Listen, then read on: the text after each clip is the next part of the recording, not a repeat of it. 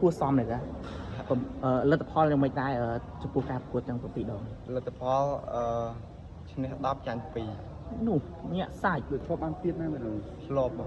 នោះគិតថាវាជា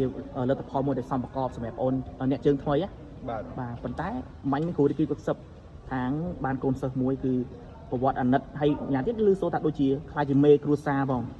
បាទមេគ្រួសារបែបម៉េចមានប្រពន្ធមានកូនឬមួយក៏យ៉ាងម៉េចដែរ អត់ទេបង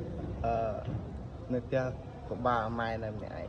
អូម៉ាក់នៅម្នាក់ឯងអ្នកខាងណាវិញចេះអូ ខេត្តស្វាយរៀង ស្វាយរៀងមកពីស្វាយរៀងមក បាទ បាទមុននឹងមកលើសួរសិនមុននឹងមកចាប់អាជីពគុណខ្មែរក្នុងក្លឹបខ្លារខិននេះកាលមុនយើងធ្វើអីទៀតដែរ កាលមុនយើងធ្វើការធ្វើស្រែ អ្នកសុខស្រែចំការធម្មតាអញ្ចឹងទៅ បាទ ទៅមកក៏ចូលនេះឥឡូវគឺសួរថាម៉ាក់គាត់នៅម្នាក់ឯងតើទីមទីឲ្យយើងត្រឡប់ទៅវិញមើលដិតដល់គាត់ថែមឬមួយក៏យ៉ាងម៉េចដែរបង អត់ទេខ្ញុំនៅហាត់នេះ ណាហាត់ដែរទេ បាទ បាទហើយបន្ទុកសំខាន់ជាគេដែរ ទិសានគ្រួសារ គ្រួសារម៉ាក់ហើយចុះប៉ាមិនដែរ ប៉ាគាត់បែកបាក់ មិនបាក់ហើយអញ្ចឹងនៅម៉ាក់នៅផ្ទះម្នាក់ឯង បាទ ហើយចំណូលយើងក៏ប៉ុណ្្នឹងគិតថាយ៉ាងម៉េចទៅព្រោះយើងជឿថ្មីតម្រៃខ្លួនក៏មិនសូវបានច្រើនដែរ បាទអត់នេះអត់គ្រប់គ្រាន់នៅក្នុងនេះ ដោះស្រាយបញ្ហាទេ បាទ បាទម៉ាក់នៅម្នាក់ឯងជាបញ្ហាទេព្រោះម៉ាក់នៅនោះគាត់ថានៅ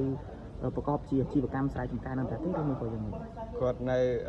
ធ្វើការ ធ្វើការដែរ បាទ អញ្ចឹងនៅពេលដែលរាល់ការប្រកួតបងប្អូនប្រកួតហើយតែតែគ្រប់គ្រងដល់ម៉ាក់ឬមួយក៏យើងទៅលេងយូរគាត់ម្ដងដែរ ទៅលេងគាត់